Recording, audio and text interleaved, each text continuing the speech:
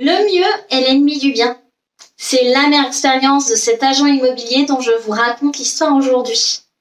En 2007, Monsieur Z confie à Monsieur A, agent immobilier, la vente de parcelles de terrain lui appartenant. 2 mandats de vente sont établis, le prix de vente est fixé à 80 € du mètre carré et la commission de l'agent à 6% hors taxe du prix qui sera réellement perçu net vendeur par le vendeur. 2 promesses de vente sont signées au prix du mandat, 80 € du mètre carré. Le notaire est saisi et adresse la déclaration d'intention d'aliéner à la communauté urbaine. Malheureusement, la communauté urbaine fait usage de son droit de préemption. Et le prix de vente judiciairement fixé tombe alors dans une fourchette comprise entre 11 et 14 €.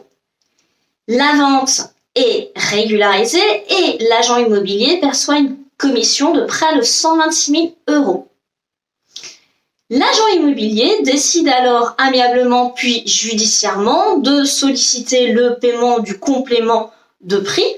Il devait percevoir une somme de près de 90 000 € à la communauté urbaine. La justice lui donne tort de manière définitive. Astucieusement, l'agent immobilier entreprend alors de s'en prendre au notaire. Il saisit justice pour faire juger que le notaire, dans les déclarations d'intention d'aliéner, aurait dû indiquer que sa commission était fixée à 10% de 80 € du mètre carré.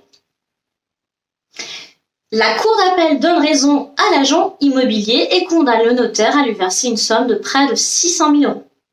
Mécontent, le notaire forme un pourvoi en cassation. Il soutient en effet qu'il ne pouvait indiquer dans les déclarations d'intention d'aliéner une autre formule que celle des mandats de vente, à savoir 6% hors taxe du prix de vente qui sera réellement perçu par le vendeur. À votre avis, a-t-il obtenu gain de cause ? La réponse est oui. Dans cet arrêt du 16 mars 2022, la Cour de cassation casse l'arrêt d'appel. La Cour de cassation rappelle qu'au terme de la loi Hoguet, seul le mandat de vente peut légalement justifier la rémunération de l'agent immobilier.